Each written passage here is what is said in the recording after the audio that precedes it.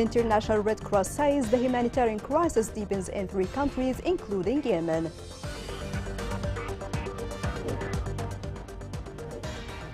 The United Nations reports that new waves of displacement have been recorded during the past week.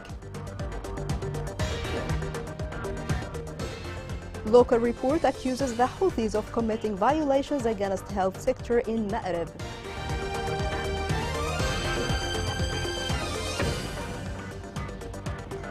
Good evening.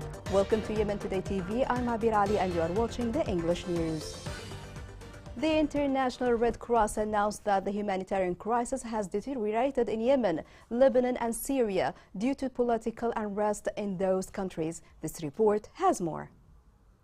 A new report by the International Rescue Committee revealed that countries like Yemen, Syria and Lebanon are most at risk of deteriorating humanitarian situations.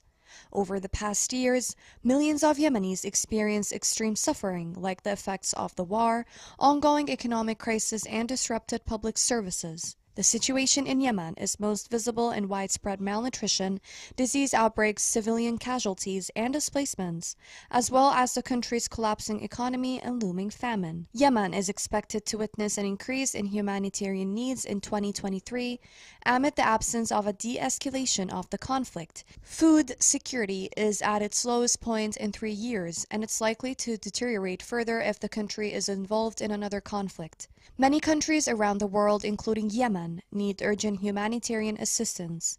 Millions of people in these countries rely completely on humanitarian aid, and they desperately need this assistance to survive life. Meanwhile, the IRC reported that 339 million people worldwide require humanitarian assistance. According to the CEO of the IRC, the nearly 340 million people who will require aid in 2023 are going to need more humanitarian funding for larger and better programs. According to the report, Yemen's crisis is worsening as an 8-year conflict between armed groups and government forces continues persistent. While a ceasefire reduced fighting for several months, it failed to ease the economic and health consequences of conflict in October 2022. Humanitarian assistance has lagged. Currently, 80% of the population lives in extreme poverty, with 2.2 million children suffering from acute malnutrition. The fighting in Yemen makes it completely difficult for humanitarian organizations to reach the most vulnerable people. Many Yemenis will continue to be unable to afford basic necessities, such as food and fuel. Due to the failure of the truce, major conflict may reignite in 2023. Yemen will continue to suffer unless a longer ceasefire agreement is reached. The International Organization for Migration announced the displacement of 123 Yemeni families during the past week. According to the organization, 123 families were displaced, including 738 individuals.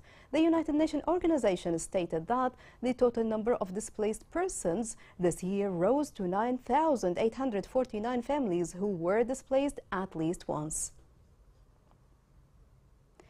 The national strategy of the shelter group in Yemen revealed that about half of the camps of the internally displaced persons are at risk of flooding. According to the strategy, displacement sites in Yemen are still vulnerable to the risk factor of displacement, and 40% of the sites face a threat of flooding. The strategy stated that the most common intention of IDPs in the next 3 months is to remain in their current sites.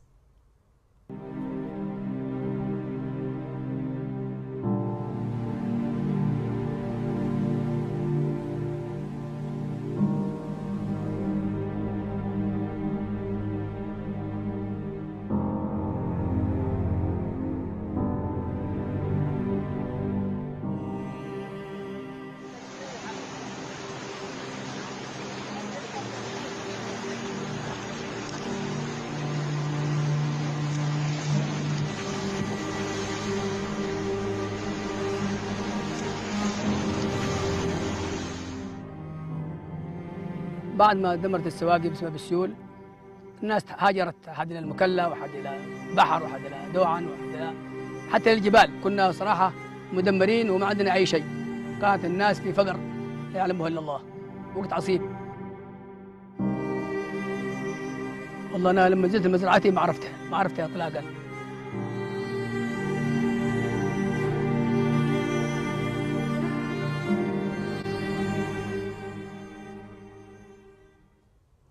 The International Organization for Migration announced that the arrival of more than 9,200 African migrants to Yemen last November. They explained that the total number of immigrants in Yemen from beginning of this year until the end of November is estimated at 62,613 immigrants. According to the matrix, the majority of immigrants arriving in Yemen were 97% Ethiopians, while the remaining 3% were Somalis. Musawa Organization for Rights and Freedoms revealed that it documented about 287 Houthi violations against human rights activists. The organization stated that the violations included cases of killing, injury, kidnapping, and enforced disappearance. The report stated that the published statistics do not include all violations committed against human rights defenders in Yemen, but were limited to violations that organization was able to document. A local rights group accused Houthis of committing massive violations against the health sector in Ma'rib Governorate. This report has more details.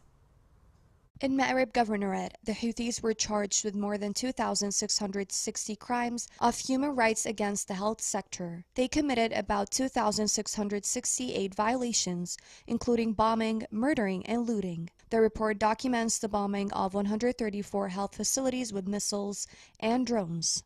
Health facilities in the districts of Al-Medina, Harid, and Sirwah were targeted more than once, and this resulted in the destruction of 16 public and private facilities, as well as the partial destruction of 34 other facilities and healthcare centers. The report also included the killing of 53 healthcare workers, including doctors, nurses, and assistants, in addition to 86 health workers who were also injured as a result of Houthi attacks. According to the report, the Houthis intentionally targeted health squads and ambulance crews as they attempted to rescue victims from shelling of neighborhoods and civilian infrastructure. Furthermore, Houthis occupied 18 medical facilities and turned them into military headquarters. In addition, Houthis looted 12 health facilities and arrested 17 health workers. The militias also hampered the work of UN health agencies based in Sana'a. They stopped these organizations from intervening to help citizens and refugees in Ma'rib. The majority of Yemenis lack access to health care due to the destruction of health facilities in their areas or a lack of financial resources. Any new health crisis adds to the already overburdened and undercapacity healthcare system. Almost every health facility in Yemen got destroyed due to the fighting. Since the start of the civil war in 2015, Yemen's healthcare system has completely collapsed.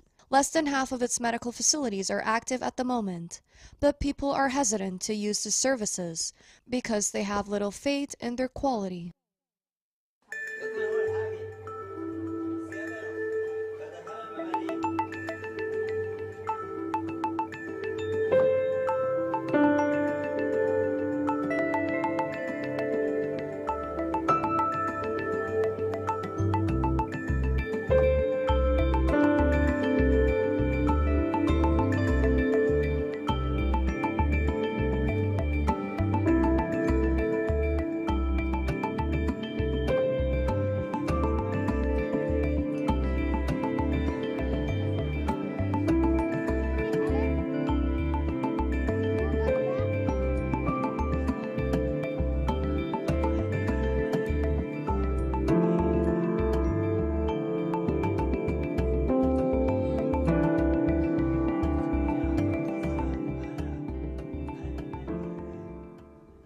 Residents of Hayjat al-Abid protested against negligence and lack of maintenance by the government.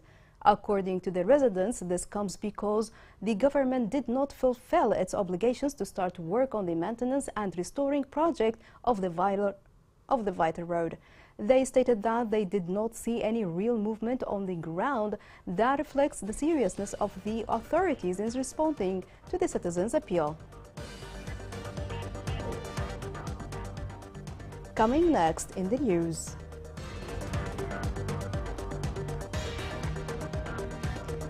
Hadramaut holds group wedding ceremony to support the youth during war.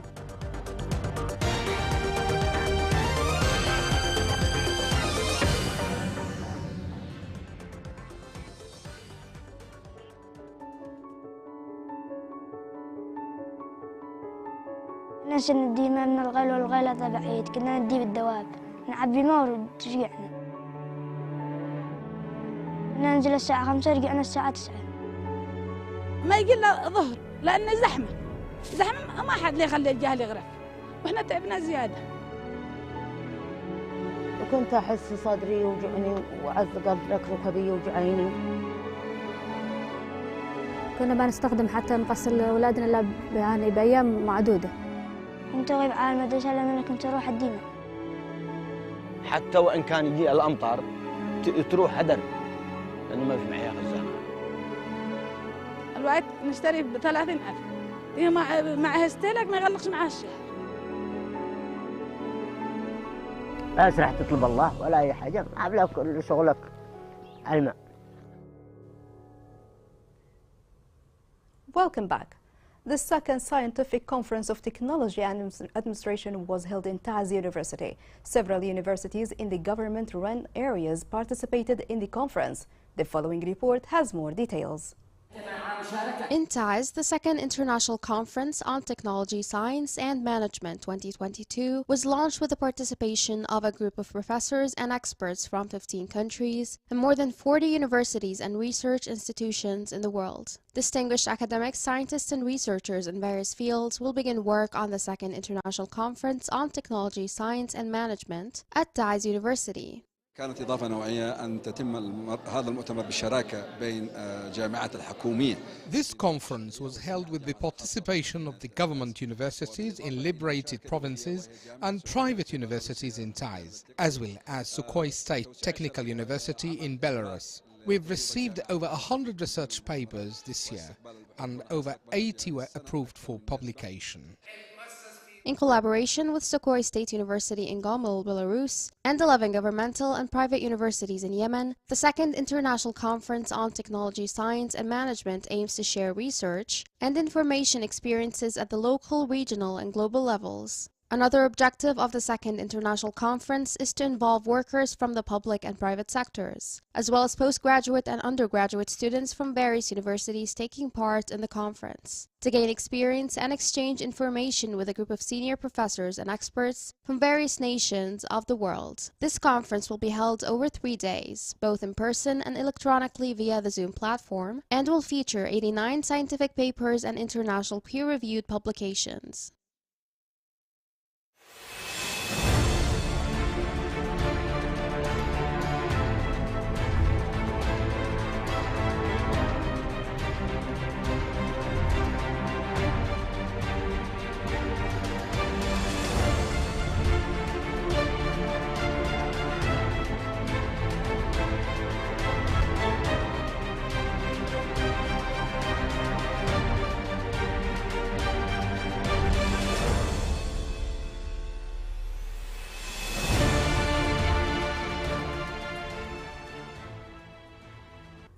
Official documents reveal the involvement of more than 70 Houthi leaders in corruption cases in the electricity sector. The documents showed that the officials of the Ministry of Electricity purchased residual oils to operate a station, which caused severe damage to the station's units. The documents also included the conclusion of unfair contracts in the interest of state institutions with a number of supplies. The General Electricity Corporation in Aden announced the arrival of the second batch of diesel fuel as part of the Saudi oil grant. The corporation added that the ship carries about 45,000 tons of board for power plants for the governorates of Aden, Abyan Lahj and Al Mahra. With the direct support of charitable people, Hadramaut organized a massive group wedding ceremony. Such an initiative aims to help young people who have struggled with securing sources of income during the war. The following report gives more details.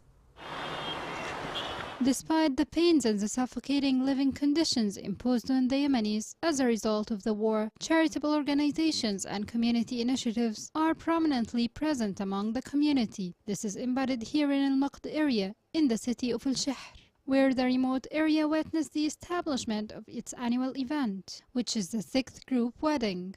We are happy to attend this celebration, which is organized by the Committee of Group Wedding. We thank the supporters and charitable people who exerted efforts to make this wedding success, and we wish such initiatives would continue to help poor youth. Many efforts were exerted with the aim of helping the poor. They represented societal duty aimed at serving a segment that was exhausted by the costs and burdens of marriage. The festival in which the grooms, brides and the attendees enjoyed joyful events varied between traditional games, folk dances and artistic sessions, so that these initiatives come as a collective solution that brings joy and pleasure to the hearts of dozens of families. The group wedding project has started since 2011 with the support of charitable organizations. The committee has exerted many efforts to find a solution for these youth who can't afford weddings. طبعا نبارك لإخواني العرسان على أن تم الله زواجهم على خير. I send congratulations for the grooms who are getting married today. We also appreciate the efforts spent to organize this wedding, and we thank everyone who participated in making this event a success. Thus, charitable humanitarian projects seem to have a positive impact on society, such as the group wedding event, which the people hope to expand it and support it with other charitable projects, so that solidarity and compassion prevail among Yemenis and strengthen the bond of love, cooperation, and brotherhood among the people of the same country.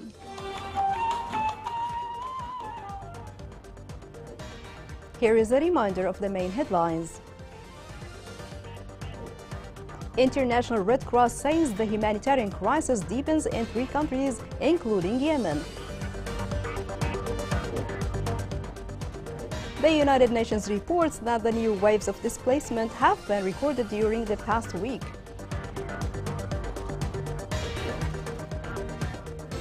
Local report accuses the Houthi of committing violations against health sector in Ma'rib.